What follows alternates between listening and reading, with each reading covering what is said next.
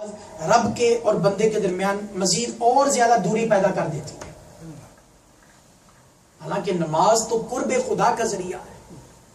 نماز تو قرب خدا کا ذریعہ ہے، رب کے قرب کو پانے کا ذریعہ ہے. نماز کے ذریعے تو بندہ رب کے سجدے میں بندہ رب کے انتہائی قریب ہو جاتا ہے.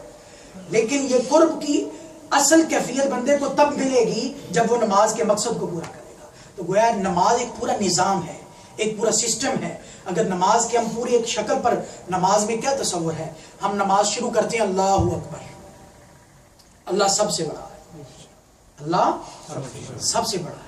اب اسی جملے کو، اسی لفظ کو ہم اپنے رگو پے میں سرایت کر لیں، اپنے اندر سما لیں، اپنے اندر داخل کر لیں اس عمل کو، اس لفظوں کو، ان جملوں کو، اور زندگی کے ہر پہلو میں، ہر لمحے میں، ہر گھڑی میں کہ اللہ سب سے بڑا ہے. یعنی مطلب کیا کہ میں نے اپنے ہر معاملے میں رب کو ترجیح دینی ہے، رب سے بڑھ کر کسی کو اہمیت نہیں دینی. جب میں نے یہ زبان سے اقرار کر لیا کہ میرا رب سب سے بڑا ہے اور سب سے زیادہ اہمیت میرے رب کی ہے، سب سے زیادہ اہمیت میرے رب کی ہے، اب اس کو عملی زندگی میں اس حکم کو شامل کرنا ہے، پریکٹیکلی لائف میں اس کو لانا ہے کہ اب میں نے اپنی پریکٹیکلی لائف میں ہر چیز سے بڑھ کر سب سے زیادہ اہمیت حکم خدا کو دینی ہے.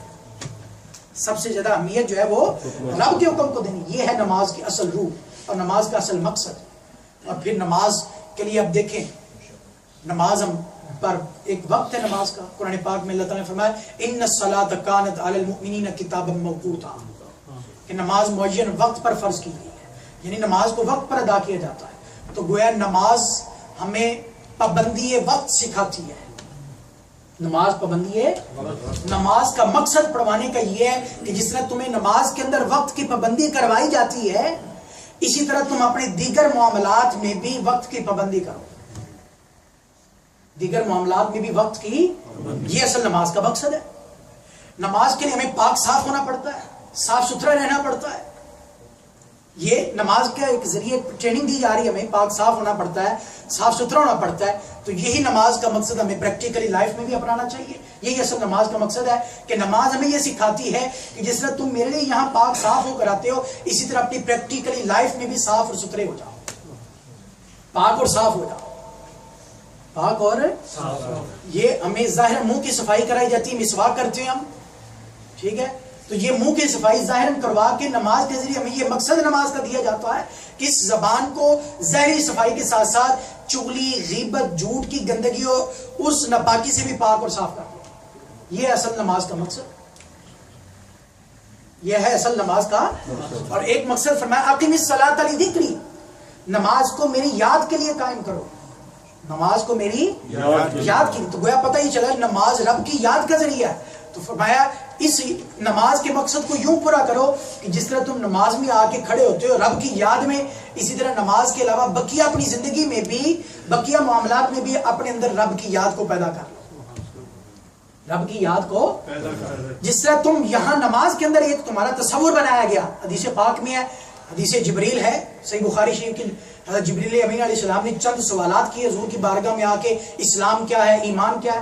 ان میں سے ایک سوال یہ بھی کیا عمل احسان، احسان کیا ہے؟ تو آقا علیہ السلام نے فرمایا احسان یہ ہے کہ ان تعبد اللہ کأنک تراہ فإن لم تکن تراہ فإنہ یراک.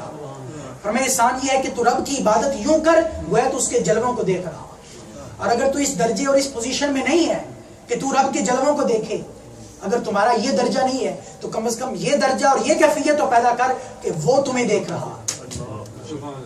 فإنہ یراک، وہ تمہارے قیام کو دیکھ رہا ہے، وہ تمہارے رکوع کو دیکھ رہا ہے، وہ تمہارے سجدوں کو دیکھ رہا ہے، وہ تمہارے دلوں کے حال اور نیت اور ارادوں سب کو جانتا اور دیکھتا ہے. اس حالت اور کیفیت، تو یہ بھی نماز کا ایک مقصد ہوا. اور یہ صرف نماز کے اندر ہی نہیں بلکہ نماز کے باہر زندگی کے ہر معاملے میں. مثلا نماز کے اندر بندہ یہ تصور کر لے کہ رب دیکھ رہا ہے، اور جب وہ دکان پہ بیٹھ کے سودا تول رہا ہو اور اس وقت اسے یہ ذہن میں ہو کہ رب نہیں دیکھ رہا، جب وہ منڈی میں بیٹھا ہے اس وقت اس کے ذہن میں رب نہیں دیکھ رہا. نہیں، نماز کا مقصد یہ ہے کہ جس طرح نماز کی حالت میں رب دیکھتا ہے، اسی طرح زندگی کے ہر معاملے میں میرا رب مجھے دیکھ رہا. میں سودا توڑ رہا ہوں، مجھے رب دیکھ رہا ہے. میں کوئی چیز ماپ رہا ہوں تو وہ رب میرا دیکھ رہا ہے. میں اور دیگر کوئی معاملات کر رہا ہوں، رب مجھے دیکھ رہا ہے. یہ ہے نماز کا اصل مقصد. تو یہ تو نماز کی ایک ایگزامپل دی، ایک مثال دی. اسی طرح تمام عبادات، جتنی بھی ہیں ہر عبادت کا کوئی نہ کوئی مقصد ہے. ہمیں چاہیے کہ ان مقاصد پر بھی نظر رکھیں کہ یہ عبادات ہمیں عطا کیوں کی. مثلا روزہ ہے تو روزہ بھی عطا کرنے کا ایک مقصد تھا. حدیث پاک میں فرمایا جو روزہ رکھ کر بھی جھوٹ بولنا نہیں چھوڑتا، فرمایا فلیس للہ حاجۃ ان یدع طعامہ وشرابہ، اللہ کو کوئی ضرورت نہیں اس کے بھوکا پیاسا رہنے کی.